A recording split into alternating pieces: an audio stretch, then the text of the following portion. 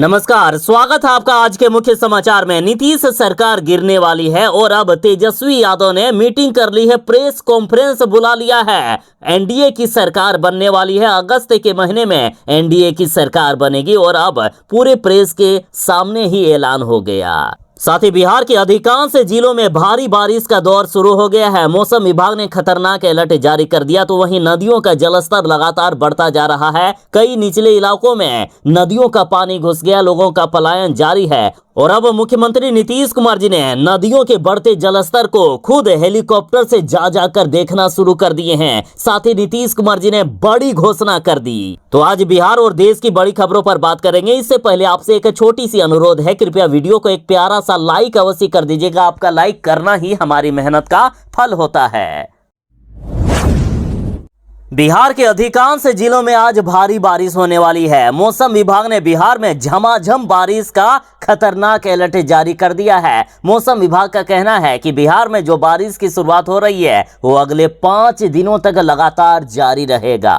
बिहार में बारिश और नेपाल के द्वारा लगातार छोड़े जा रहे पानी के कारण बिहार की नदियों ने अब रौद्र रूप धारण कर लिया है। लगातार बिहार के जिलों में बाढ़ का कहर बरसने लगा है। तो इधर मुख्यमंत्री नीतीश कुमार जी ने खुद हवाई सर्वेक्षण किया है और बिहार की सभी नदियों के बढ़ते हुए जलस्तर का जायजा लिया। और वैसे मौसम विभाग ने बिहार के सभी 38 जिलों में बारिश का अलर्ट जारी किया है। फिर भी कुछ जिलों की लिस्ट भी जारी कर दिए हैं जहां आज सबसे तेज बारिश हो सकती है। और ये जिले हैं मुजफ्फरपुर, सिवान, सीतामढ़ी, पूर्णिया, कटिहार, अररिया, किशनगंज, पटना, नालंदा, जहानाबाद, गया, नवादा, लखीसराय, शेखपुरा, बेगूसराय, औरंगाबाद, अरवल, रोहतास, कैमूर, भोजपुर, बक्सर, गोपालगंज, सारण, वैशाली, समस्तीपुर, दरभंगा, मधुबनी, सुपौल, शिवहर, खगड़िया, भागलपुर, मुंगेर, बांका और जमुई, यानी लगभग बिहार के सभी जिलों में झमाझम बारिश होने का अलर्ट जारी कर दिया गया।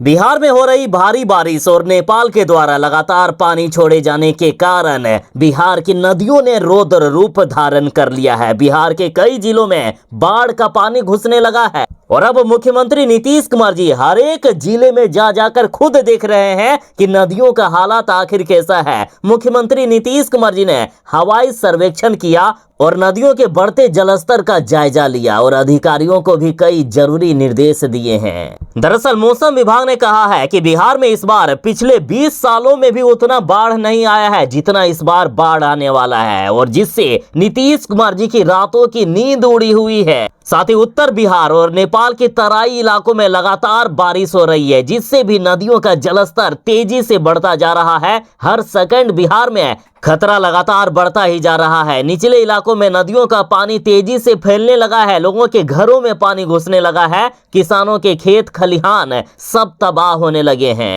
और इस बीच मुख्यमंत्री नीतीश कुमार जी ने हेलीकॉप्टर से जाकर बिहार के नदियों के बढ़ते जलस्तर का खुद जायजा लिया। देखिए, मुख्यमंत्री नीतीश कुमार जी बिहार के हर एक बाढ़ संभावित क्षेत्रों और नदियों का जायजा लेंगे। फिलहाल मुख्यमंत्री नीतीश कुमार जी ने आज पश्चिमी चंपारण, पूर्वी चंपारण और गोपालगंज में नदियों के बढ़ते जलस्तर का जायजा लिया है। इसके साथ ही मुख्यमंत्री जी ने भारत नेपाल सीमा पर स्थित गंडक बराज का भी निरीक्षण किया।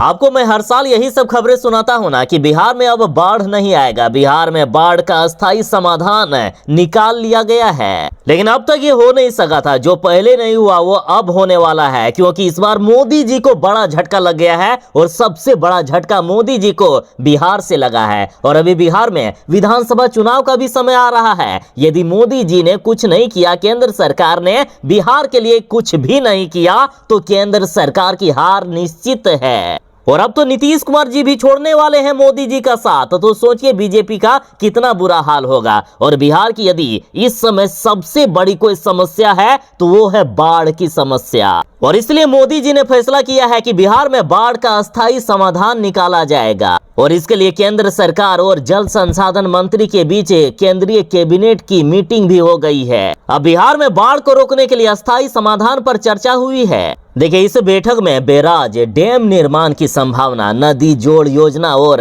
नदियों को डिसल्टेशन के लिए बिंदुओं पर चर्चा हुई है। देखिए, हर साल बिहार नेपाल के कारण डूबता है। हर साल नेपाल बिहार में पानी छोड़ता है, जिससे उत्तर बिहार हर साल डूब जाता है, जबकि उसी समय दक्षिण बिहार सूखे की चपेट में होता है। इसलिए सरकार भी ऐसी योजना बना रही है कि नदियों को आपस में जोड़ा जाएगा और जब उत्तर बिहार में बाढ़ का पानी आएगा उसमें उत्तर बिहार की नदियों का पानी दक्षिण बिहार में ट्रांसफर किया जाएगा। इससे एक ही बार में सूखा और बाढ़ की समस्या का समाधान हो जाएगा। और साथ ही नेपाल से जो बिहार में पानी आ रहे हैं तो उस क्षेत्र में बड़े बड़े डैम बनाए जाएंगे, बड़े बड़े पुल बनाए जाएंगे, जिससे वहां का पानी बिहार में कम मात्रा में आएगा। मोदी जी जानते हैं कि यदि हमने ये काम कर दिया तो बिहार की जनता हमें ही सपोर्ट करेगी, इसलिए पहले बाढ़ की समस्या का समाधान होगा। बिहार के मुख्यमंत्री नीतीश कुमार जी एनडीए से अलग हो रहे हैं और तेजस्वी यादव के साथ मिलकर बिहार में सरकार बनाएंगे और केंद्र में इंडिया गठबंधन की अब सरकार बनेगी। दरअसल कुछ दिन पहले ही अश्विनी चौबे ने ये कह दिए थे कि इस बार का विधानसभा चुनाव नीतीश कुमार के नेतृत्व में नहीं लड़ा जाएगा और अब जदयू ने सीधा कह दिया है कि यदि नीतीश कुमार नहीं तो बीजेपी के साथ जदयू भी नहीं। जदयू के नेता ने अब सीधा कह दिया कि बीजेपी वाले अब बिहार विधानसभा का चुनाव अकेले लड़ने के लिए तैयार हो जाइए और देखते हैं कि इस बार आप में कितना दम है। और साथ ही जदयू नेता गोपाल मंडल ने यहां तक कह दिया है कि अश्विनी चौबे का तो दिमाग घसक गया है। बिहार में एनडीए का मतलब नीतीश कुमार है। यदि नीतीश कुमार नहीं रहेंगे तो एनडीए का सफाया हो जाएगा। साथ ही नीतीश कुमार की पार्टी जदयू ने खुली चुनौती दे दिया है बीजेपी को कि दम है तो इस बार अकेले चुनाव लड़के दिखा दें। तो नीतीश कुमार जी तो पलटी मारने वाले हैं, लेकिन आखिर कब पलटी मारेंगे, कब इंडिया गठबंधन की सरकार बनेगी, इसका खुलासा लालू प्रसाद यादव ने कर दिया है। लालू यादव ने कह दिया कि अगले ही महीने यानी अगस्त में ही इंडिया गठबंधन की सरकार बन जाएगी और अगले ही महीने मोदी की सरकार गिरने वाली है। यानी एनडीए की सरकार के पास अब बस कुछ ही दिन बचे हुए हैं, फिर इनकी सरकार गिरने वाली है। साथ ही जदयू के बड़े नेता ने दावा कर दिया है कि नीतीश कुमार जी को इंडिया गठबंधन से पीएम पद का ऑफर तक दे दिया गया है। बिहार के मुख्यमंत्री नीतीश कुमार जी ने बिहार के लिए केंद्र सरकार से विशेष राज्य के दर्जे की मांग की है और विशेष पैकेज के रूप में 1 लाख करोड़ रुपए मांगे, लेकिन केंद्र सरकार बिहार को कुछ देने का तो दूर, जो दिया है वो भी छीनने लगी है। देखिए, बिहार में जब नीतीश कुमार जी महागठबंधन के साथ मिलकर सरकार बनाए थे उस समय नीतीश कुमार ही मुख्यमंत्री थे और नीतीश कुमार की सरकार में पहले 836 करोड़ रुपए के जो टेंडर निकाले गए थे वो बीजेपी ने कैंसिल कर दिया और नीतीश कुमार जी के राज में जो 3600 रुपए के टेंडर निकाले गए बाद में उसे भी आज इन बीजेपी वालों ने रद्द करने का काम किया है। दरअसल ये बीजेपी वाले तेजस्वी यादव से डर गए हैं। बिहार में नौकरी का दूसरा नाम तेजस्वी यादव हो गया है। वैसे भी तेजस्वी यादव ने घोषणा कर ही दी है कि तुम मुझे वोट दो, मैं तुम्हें नौकरी दूंगा। और कुछ ही दिनों में नीतीश कुमार जी बिहार विधानसभा का चुनाव कराना चाहते हैं और बीजेपी वाले अच्छी तरीके से जानते हैं कि जिस तरह से तेजस्वी यादव के प्रति जनता का प्यार बढ़ा है, जिस तरह तेजस्वी यादव पर जनता भरोसा करने लगी है, तो इस बार चुनाव में हमारा सफाया हो जाएगा। इसलिए तेजस्वी यादव ने जो जो काम किए हैं पहले तेजस्वी यादव को बदनाम करो। लेकिन ये बीजेपी वाले इस बात को भूल गए कि भले ही विभाग तेजस्वी यादव के पास था, राजद के पास था, लेकिन मुख्यमंत्री तो थे नीतीश कुमार जी। और बिहार के साथ जो इतना बड़ा कांड बीजेपी ने किया, इसके बाद नीतीश कुमार जी अब काफी गुस्से में आ गए हैं। गुस्से से आग बबूला हो गए हैं नीतीश कुमार जी और अब पलटी मारने के संकेत दे दिए। खबर तो यहां तक है कि नीतीश कुमार जी ने लालू यादव से अब फोन पर भी बात कर लिया है। सब कुछ सेट हो चुका है, बस पलटी मारने की आधिकारिक घोषणा बाकी है। भले ही नीतीश कुमार जी ने ऐलान नहीं किए हो क्योंकि वे बीजेपी के साथ हैं और पहले कर भी नहीं सकते हैं, लेकिन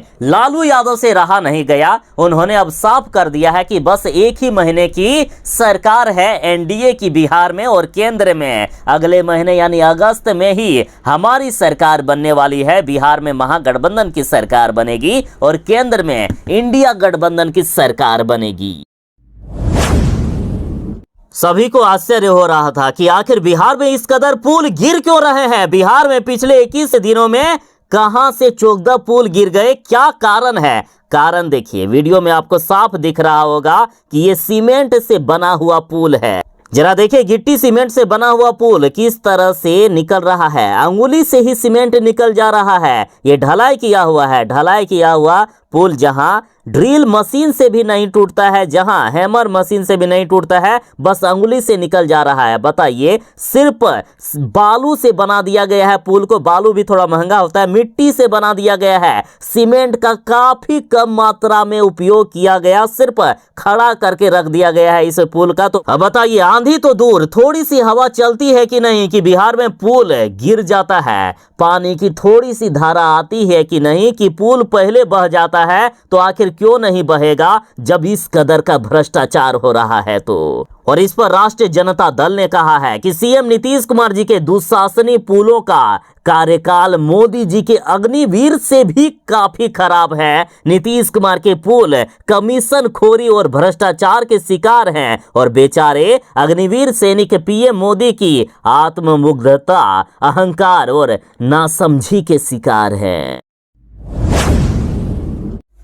इतिहास गवाह है कि आज तक किसी भी राज्य में इस कदर भ्रष्टाचार नहीं हुआ है जितना भ्रष्टाचार बिहार में हो रहा है। और विश्वास नहीं है तो गूगल करके देख लो, 21 दिन में किसी भी राज्य में चोखदा पुल अभी तक नहीं गिरे हैं। बिहार में पुलों के गिरने का सिलसिला कब रुकेगा, इसकी कोई गारंटी नहीं है। देखिए, बड़ा कांड हो गया है बिहार में। पिछले 21 दिनों में चोखदवा पुल भी आज गिर गया। बिहार के भ्रष्ट इंजीनियर और भ्रष्ट नेताओं की करतूत देखिए। पहले पुल टूट रहा था और अब तो बहने लगा है पुल। तस्वीर में देखिए, कहीं आपको पुल नजर आ रहा है? कहां से नजर आएगा? पूरा का पूरा पुल बाढ़ के पानी में ही बह गया। और सुनिए, पिछले 24 घंटों के अंदर मोतिहारी में 2 पुलिया के ध्वस्त होने की घटना सामने आई है, जिससे हड़कंप मच गया है बिहार में। बिहार में एनडीए की सरकार है। पिछले 17 सालों से नीतीश कुमार जी बिहार के मुख्यमंत्री हैं और यदि ये लोग रहेंगे तो ऐसे ही बिहार में होता रहेगा। ऐसे ही भ्रष्टाचार की नई नई पटकथाएं लिखी जाएगी। इसलिए एनडीए सरकार, या तो आपको सुधरना होगा या जनता इस बार चुनाव में आपको सुधार कर रख देगी। तो बेहतर यही होगा कि आप खुद सुधर जाइए और बिहार में इस कदर का भ्रष्टाचार ना करें। बिहार के अधिकांश जिलों में भारी बारिश का कहर जारी है। बारिश के कारण अस्पताल हो गया है पानी पानी। इमरजेंसी और डॉक्टर रूम समेत कई वार्ड जलमग्न हो चुके हैं। साथ ही बिहार की नदियां भी रौद्र रूप धारण करते हुए कई जिलों में बाढ़ का पानी घुसा दिए हैं। तो इधर सरकार ने भी इस बार भी झूठ बोलने का काम किया है। सरकार के सारे दावे फेल हो गए। जनता के सारे पैसे की लूट कर ली गई है सरकार की इन भ्रष्ट अधिकारियों, भ्रष्ट नेताओं और भ्रष्ट इंजीनियरों के द्वारा। लोगों का गुस्सा इस कदर 7वें आसमान पर पहुंच गया है कि लोग कह रहे हैं कि यदि ये भ्रष्ट इंजीनियर और नेता मिल गए ना तो गंदे नाली का पानी जो बह रहा है उसी में इन लोगों को डुबाने का काम करेंगे। देखिए, कैमूर से बड़ी खबर है। 1 घंटे की बारिश में मोहनिया अनुमंडल अस्पताल पानी पानी हो गया। अस्पताल परिसर की इमरजेंसी वार्ड, डॉक्टर रूम सहित अस्पताल के लगभग सभी कमरे जलमग्न हो गए, जिससे अस्पताल में आने जाने वाले मरीजों को काफी ज्यादा हालात खराब हो गया है।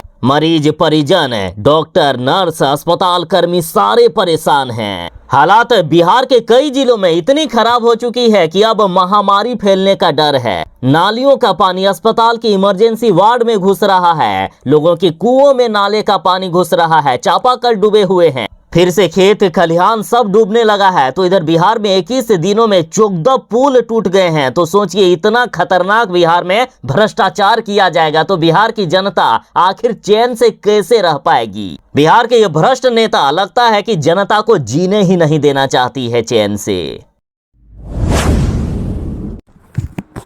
पूर्णिया से पप्पू यादव निर्दलीय रूप में चुनाव जीत चुके हैं और अब पप्पू यादव ने ऐलान कर दिया है कि 3 महीने के अंदर यदि ये काम नहीं हुआ तो पप्पू यादव अपने पद से इस्तीफा दे देगा। तो इधर पप्पू यादव ने पूर्णिया के सभी अफसरों को ये आदेश दे दिया है कि यदि जनता का जितना भी लंबित काम है यदि 3 महीने के अंदर पूरा नहीं हुआ तो चौथे महीने में खुद आऊंगा और सभी ऑफिस में ताला मार दूंगा। तो आखिर क्या वादा किए हैं पप्पू यादव ने? तो देखिए, पप्पू यादव ने वादा किया है कि मैं 10वीं के बाद यदि किसी बेटी को पढ़ाने के लिए पैसा नहीं होगा तो मैं मदद करूंगा। यदि मैं शादी के लिए बेटी की मदद कर सकता हूं तो पढ़ने के लिए भी करूंगा। ऐसी नौबत नहीं आएगी कि भाई के रहते पूर्णिया के किसी भी बहन को पढ़ने में कभी दिक्कत आ जाए। साथ ही पप्पू यादव ने कहा है कि जितने भी इंटर पास चाहे लड़की हो या लड़का सभी को मैं नौकरी और रोजगार देने का काम करूंगा। तो वहीं पप्पू यादव बोले कि हर सरकारी दफ्तर से दलाल और माफिया से मैं मुक्त कर दूंगा। कहीं भी भ्रष्टाचार या घुसखोरी नहीं रहेगी और यदि ऐसा नहीं हुआ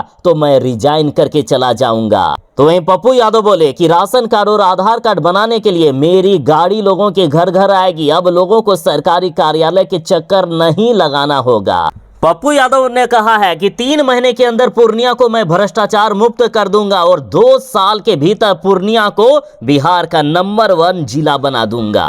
पप्पू यादव ने ऐलान किया कि 3 महीने में यदि आम आदमी का राम राज नहीं आया तो चौथे महीने में रिजाइन करके चला जाऊंगा। बिहार में साइबर अपराधी अब नया कीर्तिमान हासिल करने लगे हैं। ऐसा लगता है कि Guinness book of world record में बिहार के साइबर अपराधियों का नाम इस बार आ जाएगा।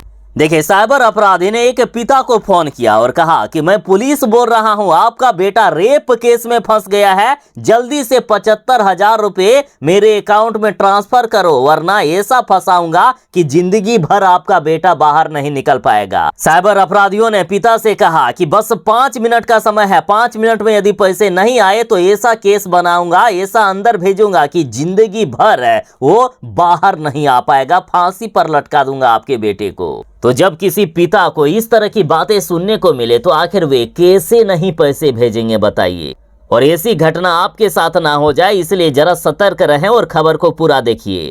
खबर है बिहार के मुंगेर जिले से, जहां साइबर अपराधी लोगों को फोन कर करके उन्हें ये कह रहे हैं कि मैं पुलिस से बोल रहा हूं, आपका बेटा रेप केस में फंस गया है, नाम हटवाने के लिए जल्द से जल्द पैसे भेजो।